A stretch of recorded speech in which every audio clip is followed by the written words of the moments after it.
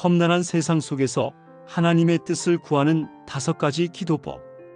험난한 세상 속에서 하나님의 뜻을 구하는 법은 당신의 삶을 바꿀 수 있는 결정적 열쇠입니다.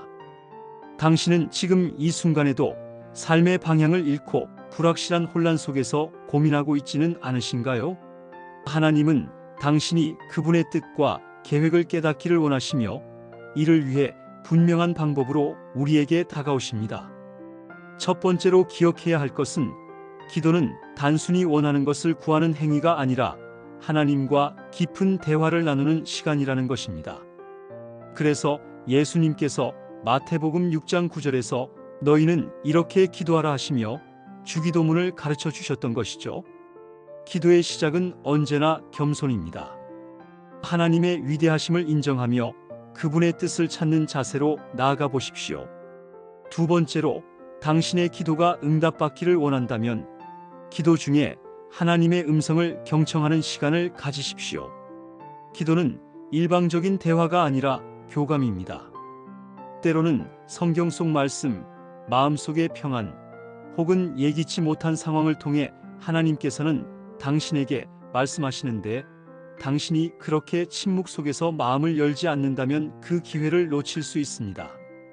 이사야 41장 10절에서 두려워하지 말라 내가 너와 함께 함이라고 말씀하셨듯 당신은 오직 믿음으로 그 음성을 기다려야 합니다. 세 번째로 중요한 것은 기도 속에서 감사의 태도를 유지하는 것입니다.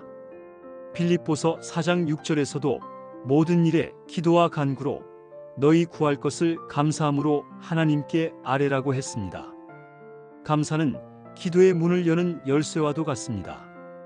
감사함으로 기도할 때 하나님의 뜻은 더 분명하게 드러나며 당신은 그 순간부터 주님의 계획에 동참하게 됩니다.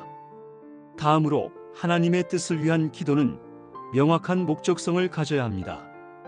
야고보서 4장 3절에서는 너희가 구하여도 받지 못함은 정욕으로 쓰려고 잘못 구함이라라는 말씀으로 자신의 욕망을 위한 기도가 아닌 하나님의 이름을 드러내기 위한 기도가 필요함을 경고하고 있습니다.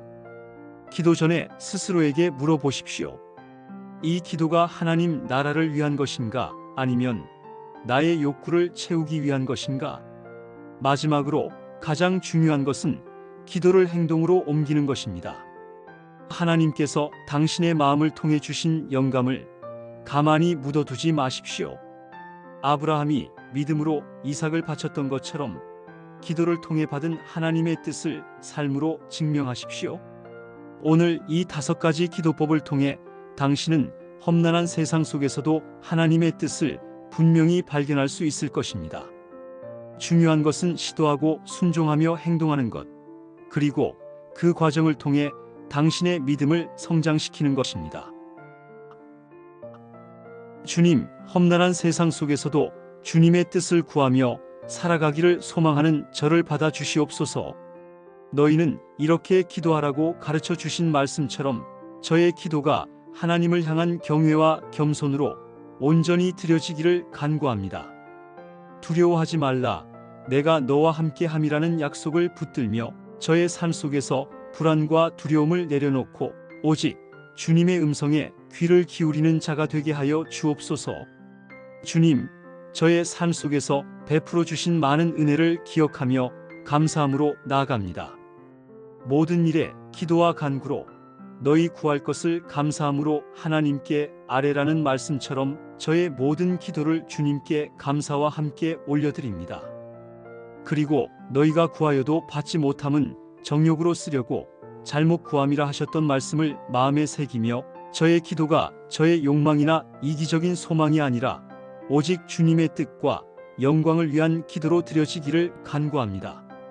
주님, 저에게 주신 말씀과 깨달음을 마음에 묻어두지 않고 믿음으로 실천하며 행동할 수 있는 용기를 허락하여 주옵소서. 아브라함이 믿음으로 주님의 뜻에 순종했던 것처럼 저 또한 저의 삶으로 주님의 계획에 동참하며 걸어가기를 소망합니다.